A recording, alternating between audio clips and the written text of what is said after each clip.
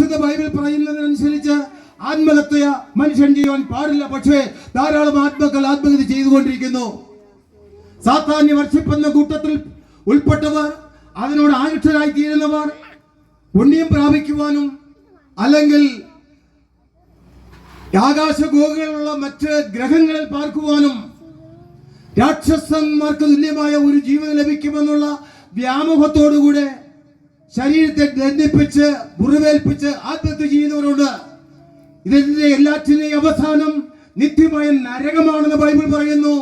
അത് ധൈര്യമായി വിളിച്ചു പറയുവാൻ ഞങ്ങൾക്ക് ഒരു മടിയുമില്ല. Praise the Lord. അതുകൊണ്ട് പ്രിയമുള്ളവരെ, കർത്താവായ യേശുക്രിസ്തു ഏകരക്ഷകനാണ്. നിന്റെ പ്രശ്നത്തിന് പരിഹാരകൻ യേശുവാണ്. നിന്റെ നീർന്ന പ്രശ്നം എന്തുമാകട്ടെ, രോഗമാകട്ടെ, മക്കളുടെ പ്രശ്നമാകട്ടെ, വിദ്യാഭ്യാസമാകട്ടെ, ജോലിയാകട്ടെ, ഭവനമാകട്ടെ, കടഭാരമാകട്ടെ, ഇതിൽ ഒന്നിൽ കൂടെയും കടന്നു പോകാത്ത ഒരു മനുഷ്യൻ ഭൂമിയിലില്ല.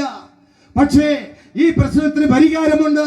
കർത്താവ് യേശുവിന്റെ അടുക്കലേക്ക് വാ, എന്റെ സമാധാനം ഞാൻ നിങ്ങൾക്ക് തന്നേച്ചു പോകുന്നു. അത് ലോകം തരുന്ന സമാധാനമല്ല.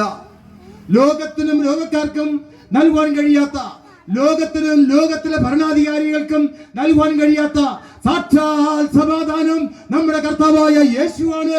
യേശുവാണ് നിന്റെ സമാധാനം. യേശുവാണ് നിന്റെ വീണ്ടെടുപ്പുകാരൻ. യേശുവാണ് നിന്റെ നിത്യരാജാവ്. അവൻ രാജാതി രാജാവും കർത്താതി കർത്താവുമാണ്. അവൻ വിശ്വസിക്കുക, എന്നാൽ നീയും നിന്റെ കുടുംബവും രക്ഷപ്രാപിക്കും.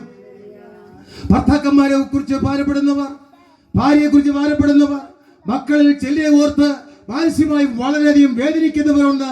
അങ്ങനെയുള്ള പ്രിയപ്പെട്ടവർക്ക് ഇന്ന് യേശു സാക്ഷാൽ രക്ഷകനാണ്, വിടുതലിന്റെ നായകനാണ്. സകല പ്രശ്നങ്ങൾക്കും അവൻ പരിഹാരകൻ തന്നെയാണ്. ദൈവമായ കർത്താവ് നമ്മെ സഹായിക്കുമാറാകട്ടെ. നമ്മെ